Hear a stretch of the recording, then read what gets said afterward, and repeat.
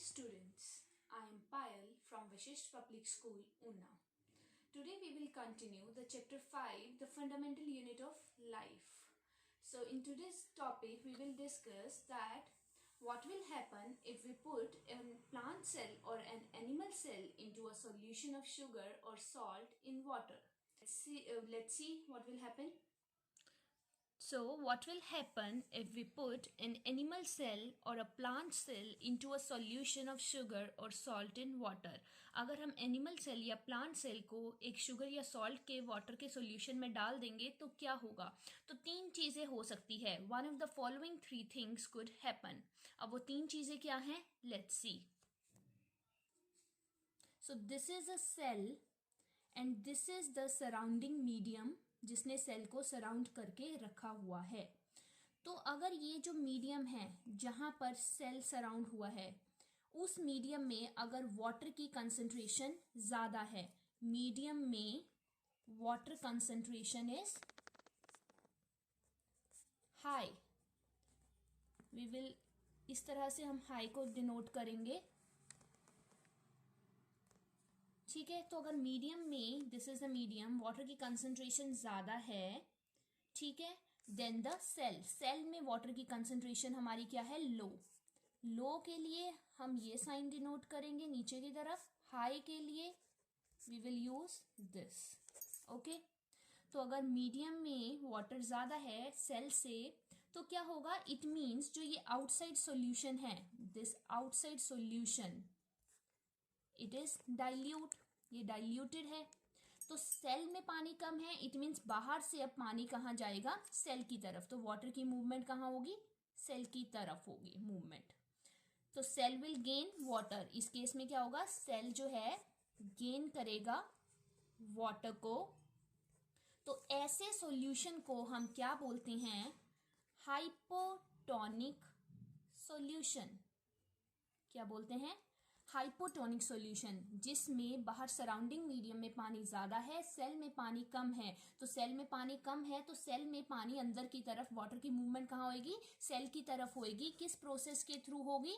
Osmosis के through होगी. और वाटर जो है सेल के तरफ जाएगा. तो इस टाइप के सॉल्यूशन को हम क्या बोल देते हैं? Hypotonic solution. अब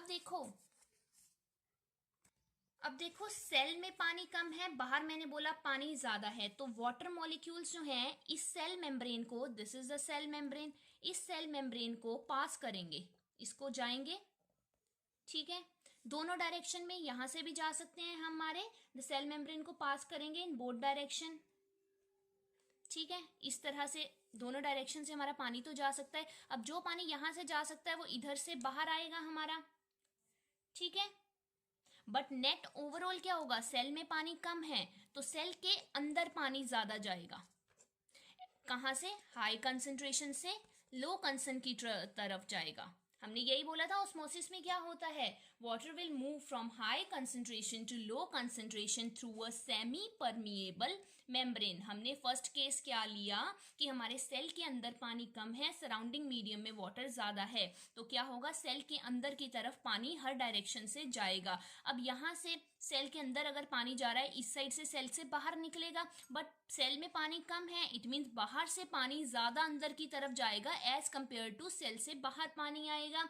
सो क्या होगा? ओवरऑल रिजल्ट क्या होगा हमारा? ओवरऑल रिजल्ट हमारा आएगा water enters the cell. Water कहां किया? सेल के अंदर एंटर किया. तो सेल के अंदर अब पानी भर रहा है तो सेल क्या कर जाएगा हमारा? Cell will swell. सेल हमारा क्या करेगा? स्वेल करेगा. सपोज ये एक हमारा सराउंडिंग मीडियम है. इस तरह से हम अगर एक बोले स्क्वायर की शेप में हमारा सराउंडिंग मीडियम है, बीच में हमने एक सेल रखा हुआ है. सेल के अंदर मैंने कहा पानी कम है, सेल के बाहर जो मीडियम है जिसने सेल को, यहाँ पे अगर ये सेल है, ये सराउंडिंग मीडियम है, सेल के मीडियम में पानी ज्यादा है, सेल के अंदर पानी कम है. तो बाहर से पानी कहाँ जाएगा? दोनों डायरेक्शन से सेल के अंदर की तरफ पानी जाएगा. यहां से सेल के अंदर पानी जा रहा है और अगर इधर से पानी निकल रहा है, सेल में कम पानी है तो कम बाहर निकलेगा, बाहर से पानी ज्यादा सेल की तरफ आएगा. और सेल क्या है? पहले ऐसे था, सेल में पानी भर रहा है तो सेल क्या हो रहा है हमारा? स्वेल कर गया. सेल क्या कर गया हमारा? स्वेल कर गया। तो ओवरऑल रिजल्ट क्या आया, सेल के अंदर पानी चला गया और ऐसे सॉल्यूशन को हम क्या बोलते हैं, हाइपोटोनिक सॉल्यूशन।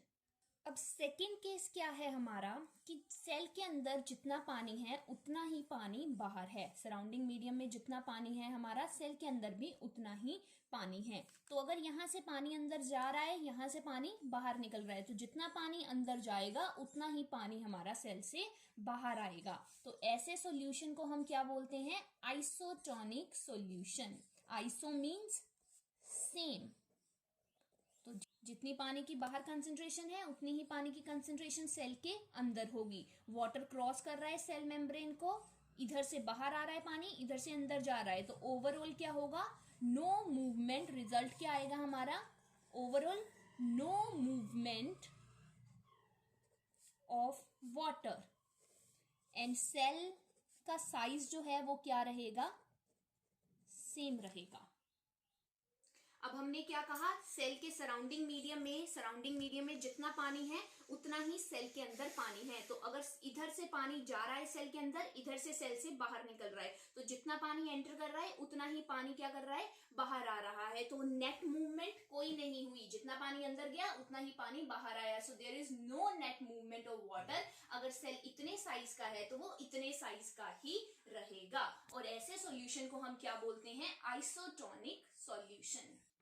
थर्ड केस हमने क्या कहा, सेल के अंदर पानी कंसंट्रेशन ज्यादा है, बाहर सेल की कंसंट्रेशन, सेल में वाटर की कंसंट्रेशन क्या है, इनसाइड जो है, इनसाइड सेल वाटर क्या है, ज्यादा है। आउटसाइड मीडियम में क्या है हमारा, वाटर कंसंट्रेशन लेस है। तो अब क्या होगा, अंदर से पानी बाहर की तरफ आएगा। पहले सेल के अंदर जा रहा था, अब अंदर से क्या होएगा, हमारा पानी बाहर की तरफ आएगा।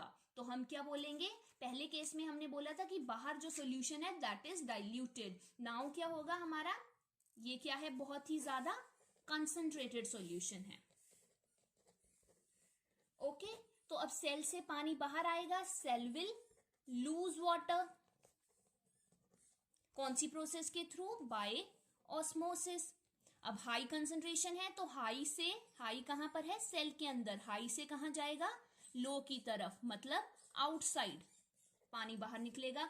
तो ऐसे सॉल्यूशन को हम क्या बोल देते हैं, हाइपरटोनिक सॉल्यूशन। ऐसे सॉल्यूशन को क्या बोला जाता है, हाइपरटोनिक सॉल्यूशन। बट अब क्या होगा, दोनों साइड से, अब यहां से पानी बाहर निकल रहा है, यहां से पानी अंदर जा रहा है, बट सेल में ज्यादा पानी है, इस वजह से पानी बाहर की तरफ ज्यादा आएगा। तो सेल क्या कर जाएगा हमारा, श्रिंक। सेल क्या करेगा, श्रिंक करेगा। अब हमने क्या कहा, सराउंडिंग मीडियम में पानी क्या है, लेस, कम है। सराउंडिंग मीडियम में पानी क्या है हमारा, कम है। बट सेल के अंदर पानी क्या है, ज्यादा है। तो सेल से पानी बाहर की तरफ आएगा, सराउंडिंग मीडियम की तरफ पानी आएगा। अब बाहर की तरफ पानी आ रहा है तो सेल क्या कर रहा है, पहले सेल इतने साइज का है, इसके अंदर पानी भरा है, अब पानी बाहर निकल रहा है, तो सेल क्या कर रहा है, श्रिंक कर रहा है हमारा। सेल क्या किया हमारा, श्रिंक कर गया। तो क्या होगा, वाटर की मूवमेंट बाहर की तरफ होगी by the process known as diffusion. और ऐसे सॉल्यूशन को हम बोलते हैं हाइपरटोनिक सॉल्यूशन। तो हमने क्या डिस्कस किया, हमने ऑस्मोसिस को डिस्कस किया। ऑस्मोसिस एक ऐसी प्रोसेस है, ये डिफ्यूजन का ही एक केस है, जिसमें क्या होता है, through a semi permeable membrane water की मूवमेंट होती है। तो वाटर की मूवमेंट तीन तरीके से हुई। पहले केस में हमने कहा सेल के अंदर पानी कम है, बाहर ज्यादा है, तो बाहर से पानी सेल के अंदर जाएगा। अब सेल के अंदर पानी भर रहा है, तो सेल क्या कर रहा है, स्वेल कर रहा है। और ऐसे सॉल्यूशन को हम बोलते हैं हाइपोटोनिक सॉल्यूशन। सेकेंड केस हमने डिस्कस किया, जिसमें हमने कहा जितना सेल के अंदर पानी है, बाहर भी उतना ही पानी है। तो जितना पानी सेल के अंदर जाएगा उतना ही पानी सेल से बाहर की तरफ आएगा। तो इस टाइप के सॉल्यूशन को हम बोलते हैं isotonic solution.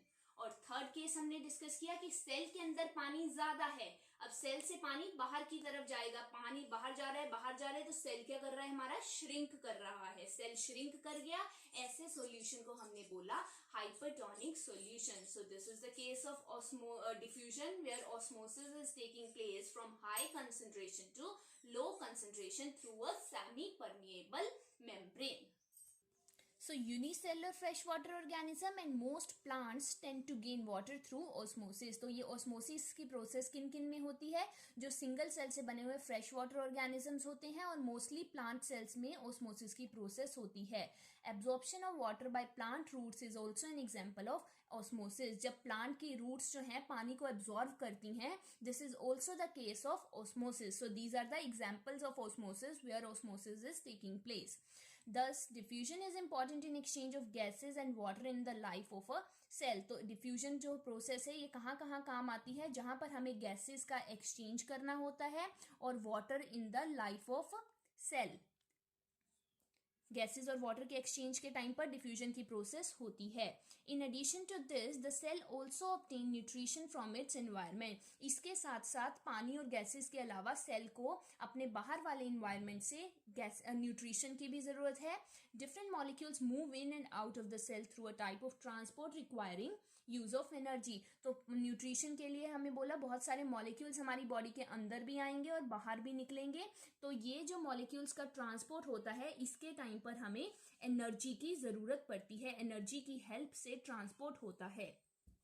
Different molecule cell के अंदर जाते हैं और सेल से बाहर जाते हैं by a transport system which require energy. So the plasma membrane is a flexible. अब यहाँ पे हमारा आ गया composition of plasma membrane. Plasma membrane किस चीज की बनी हुई है? प्लाज्मा मेम्ब्रेन इज फ्लेक्सिबल है and made up of organic molecule called lipids and proteins. और किन किन की बनी हुई है? हमारे लिपिड्स और प्रोटीन से मिलकर बनी हुई होती है. However, we can observe the structure of plasma membrane only through an electron microscope. और हम इलेक्ट्रॉन माइक्रोस्कोप की हेल्प से ही प्लाज्मा मेम्ब्रेन के स्ट्रक्चर को देख सकते हैं. The flexibility of cell membrane also enable the cell to engulf in food and other material from its external environment. कहता सेल की मेम्ब्रेन की फ्लेक्सिबिलिटी इतनी ज़्यादा होती है कि कोई भी फूड पार्टिकल को भी हम सेल के अंदर लेकर आ सकते हैं. अपने एक्सटर्नल एनवायरनमेंट से फूड पार्टिकल को सेल के अंदर लेकर आ सकते हैं. Of such process are known as endocytosis. ऐसी प्रोसेस को हम क्या बोलते हैं? Endocytosis. Amoeba acquired its food through such processes. Example के लिए अमीबा जो होता है अपना फूड इस प्रोसेस के थ्रू लेता है. अब जैसे ये एक सेल है, ये सेल की मेम्ब्रेन है. हम बात कर रहे हैं अमीबा में. अमीबा क्या है? ये अपनी सेल मेम्ब्रेन की शेप को चेंज कर लेता है. जब बाहर food particle, this is the food particle, जब बाहर कोई फूड पार्टिकल पड़ा होता है तो ये अपनी मेम्ब्रेन की शेप को चेंज करता है. इस तरह से जो ये इसने शेप चेंज की है इसको हम बोल देते हैं मेम्ब्रेन के ऊपर फॉल्स लेग्स बन गई उसकी, ये एक तरह की जिसके थ्रू उसने फूड पार्टिकल को सेल के अंदर लेकर आना है और इसको हम बोलते हैं सीडोपोडिया. अब ये फूड पार्टिकल को क्या कर लेता है? नेक्स्ट स्टेप में फूड पार्टिकल को सेल के अंदर लेकर आता है. तो ये जो फ्लेक्सिबिलिटी है सेल मेम्ब्रेन की, अपनी मेम्ब्रेन को थोड़ी सी उसकी शेप को चेंज करना और फूड पार्टिकल को सेल के अंदर लेकर आना, this process is called as endocytosis. This process is called as endocytosis. किसमें होती है? ये अमीबा में होती है. अमीबा एक सिंगल सेलर ऑर्गेनिज्म है जो अपनी शेप को चेंज करता है और फूड पार्टिकल को सेल के अंदर लेकर आता है. और ये जो शेप चेंज हुई इनको हमने क्या बोला? Pseudopodia. This is called pseudopodia. So this process is called as endocytosis. So this was all about today's topic where we discussed different cases of osmosis and the process of endocytosis. So thank you.